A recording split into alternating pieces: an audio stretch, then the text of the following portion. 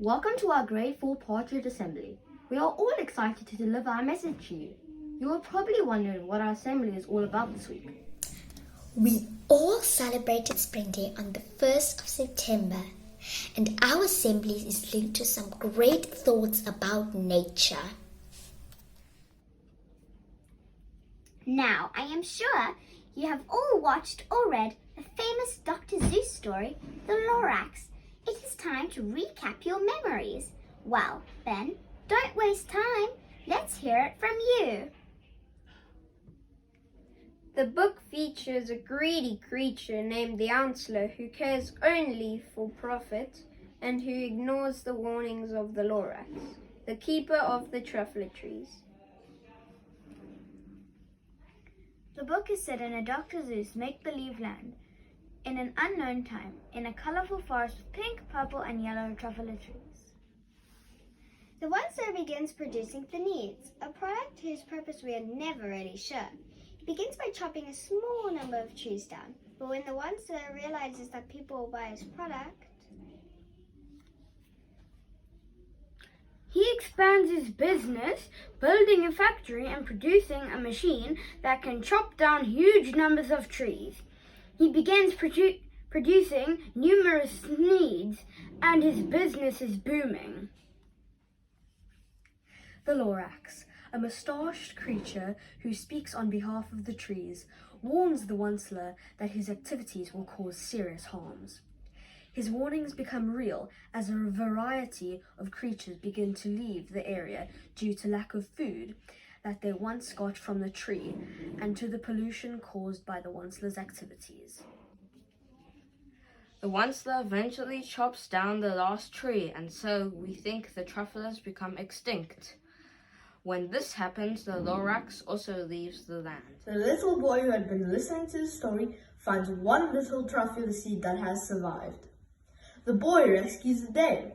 Come and look at a 60-second sneak peek of the Lorax. Whoa! You want to know about trees? About what happened to them?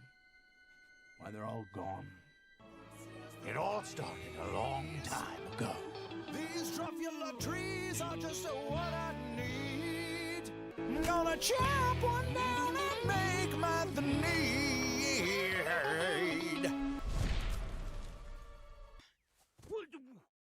I'm the Lorax. I speak for the trees. Hey, you broke your promise. This is bad. You stupid tree. How bad? How bad can this possibly be? Well, that's it. The very last one. Unless someone like you cares a whole awful lot, nothing is going to get better.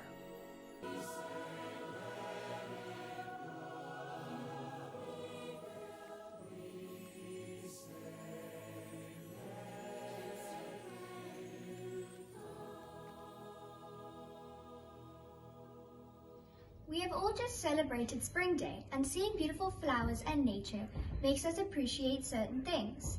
One lesson we can learn is unspoiled wilderness is a thing to treasure.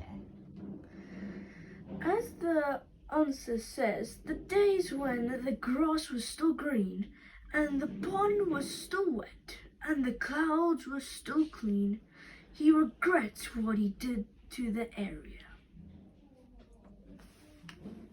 Another lesson learned is to take only pictures and leave only footprints. The Onceler chopped one tree down and uses it to knit. The first need, unfortunately, he gets greedy, as one tree turns into thousands. Another lesson learned is that we must speak for the trees. The Lorax says, I speak for the trees, for the trees have no tongues. This means that we are the only ones that can protect our environment.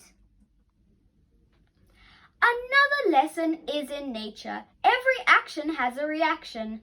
The Onceler begins chopping trees and making needs so fast, never once considering the long-term effects on the planet. As the Lorax says, I am the Lorax who speaks for the trees, which you seem to be chopping as fast as you please. But I am also in charge of the brown barbaloots, who played in the shade in their barbaloot suits, and happily live eating truffalo fruits. We must realize that all children are the seeds, and we must help them grow. At the end of the story, the Onceler gives the boy the very last truffle seed, encouraging him to plant it. We are the youth, and we have to make the difference. In the Bible, in Genesis 2-15, it says the Lord God took the man and put him in the Garden of Eden to work it and keep it. Those last two words, "and keep it," are so important. Genesis chapter 1, verse 29. And God said, Behold, I have given you every plant yielding seed that is on the face of all the earth, and every tree with seed in its fruit. You shall have them for food. This means God has blessed us, and we need to protect what we are given. Let us pray. Lord, grant us the wisdom to care for the earth, for the good of future generations, and all your creatures and plants. Help us to become instruments of new creation, founded on the covenant of your love. Amen. Good morning, Elkanah House. Today I'm going to be interviewing Ria, who's one of our grade 4 pupils. Good morning, Ria. Good morning. Hello. And we are so proud of Ria. She's just done an amazing thing. Since the start of our social outreach program, where we've been making sandwiches, Ria and her family have made over 5,600 sandwiches. That is over 560 loaves of bread that they have made into sandwiches. Ria, this is an awesome achievement. What inspired you to do this? I just can't imagine waking up with no food to eat, and I wanted to do my part of doing this. You had some of your other family members, not just your mom and dad, involved. How did you go about getting them involved too? So we started with a video, and we sent it to all my family and friends, and then they put some money into my mom's account, and then we bought the bread. That's incredible, Ria. So when you're making sandwiches, are mom and dad helping you too? Yes. And how long is it taking to make one batch of sandwiches? About 5 minutes. Yes. And it takes 1 hour to do 12 loaves. Wow. And you've been bringing in 12 loaves at a time? No, 100. 100 loaves at a time. Boys and girls, this is an amazing achievement. Ria, we are so proud of you. You know, Elkanah House is a school that is really big on being part of our community and supporting others in our community. And, you know, you have really shown us that you are one of those pupils that is at the heart of it, at the heart of making a difference in other people's lives. So today I want to celebrate you. We want to tell you that we are extremely proud of you. We are in closing. Is there anyone that you want to have a final shout out to? Yes, my mom, my dad, my grandmother, my whole family. Awesome. Thank you, Ria. We are very proud of you. Thank you.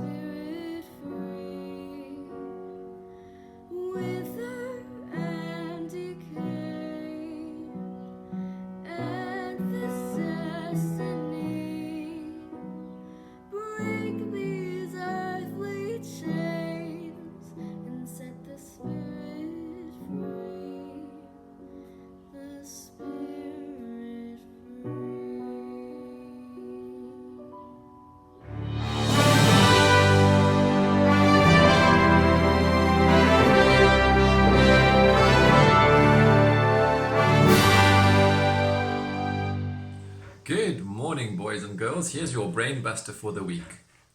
Jimmy's mom had 4 children. The first one was called Monday, the second one was called Tuesday, and the third one was called Wednesday. What was the name of the 4th child? Can you figure it out?